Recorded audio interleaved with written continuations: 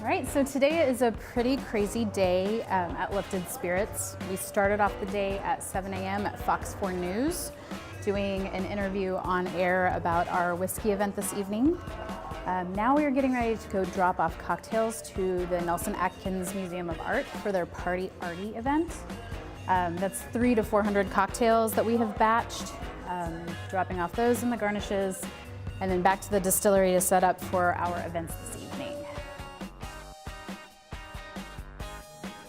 So one of our event bartenders, Javon, his girlfriend, is involved with the Young Friends of Art, which is an organization that's actually throwing this for the Nelson Atkins Museum.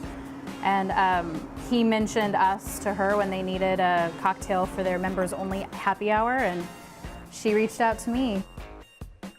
So what we've done is take the inspiration of Picasso's Acrobat and the Young Harlequin and come up with a cocktail inspired by that. So the garnishes she's coming up with, the little flags of orange and lemon peel, kind of match the outfit that Harlequin is wearing. Kit did a really good job with this cocktail, going into the rose period of Picasso. She's added rose water as part of the ingredients. So she kind of took the masquerade theme and the Picasso theme and just ran with it. So it's one of the fun parts of cocktail creation, is getting to use inspiration from other artistic areas. All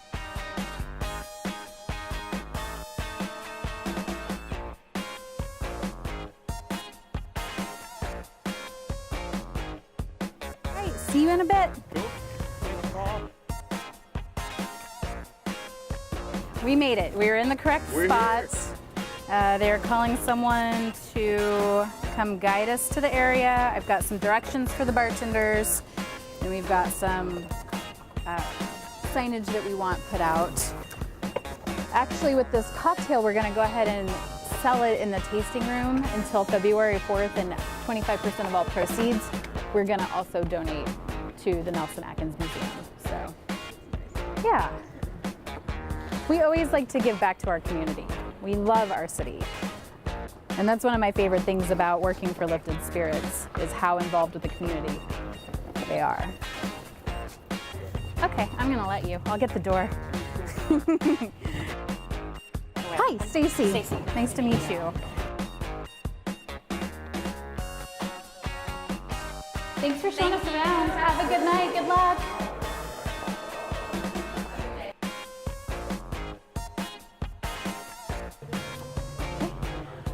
Well, that's it for now. We'll see you tonight.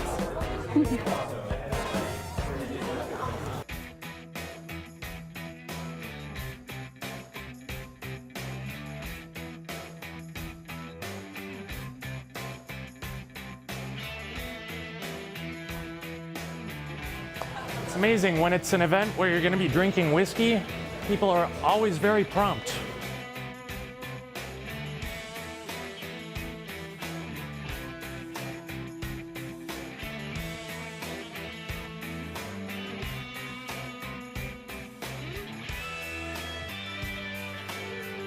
We just had about 30 people taste 8 different whiskeys in our barrel-aged gin, and just kind of dove into the history and the traditions and the geography that shapes every one of those whiskeys. So we talked about a couple different scotches, an Irish, a Canadian, traditional Kentucky bourbon, an American rye, Japanese single malt, and a wild card from Taiwan. So a lot of fun just getting to taste and explore some of the best whiskeys in the world.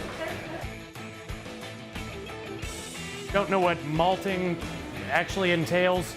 Basically what that means is you take raw grain, you mist it with water, you're literally germinating and letting the grain sprout, and then you heat it and you kill it. So when it germinates and sprouts, it produces a bit more sugar, and then that's when the peat smoking process would take place. That smoke is what's used to actually kill the sprouting grain. Kind of sheer chaos getting it all ready to go. We had 2 tours scheduled between 6 and 7, while we were trying to get all this going, and we've got 150 people upstairs. I saw the people upstairs. Harder that, that's a lot.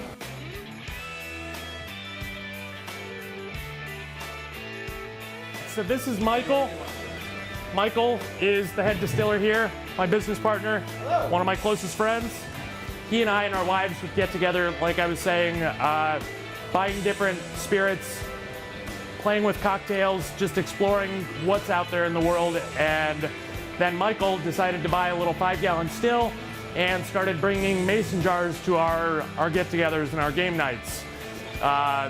Things got pretty foggy for a while, but for 8 years now, I've been his primary guinea pig and taste tester.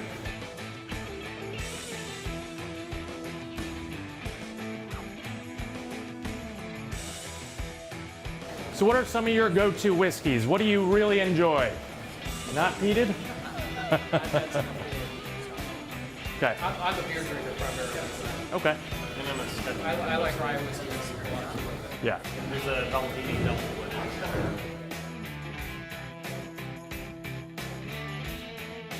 I go through phases. I have been on a major rye kick lately, so the rye whiskey that we're tasting tonight is definitely on the list.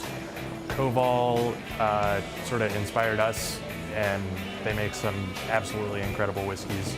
So that's one that I go back to pretty regularly. They've got a wheat whiskey and a rye and a millet and an oat. So they do some really interesting, unique whiskeys that I just absolutely love. All right, so we just finished up Around the World in 8 Whiskeys. We've got a few other events coming up. We're doing a free spirit lesson the Sunday before the Super Bowl on Super Bowl cocktails. Make sure you're ready for the big game. We're also going to be doing a gin exploration night where we really dive into the history, the traditions, the styles of gin, and then diving into our gin and letting you taste an experiment that we've got in the works.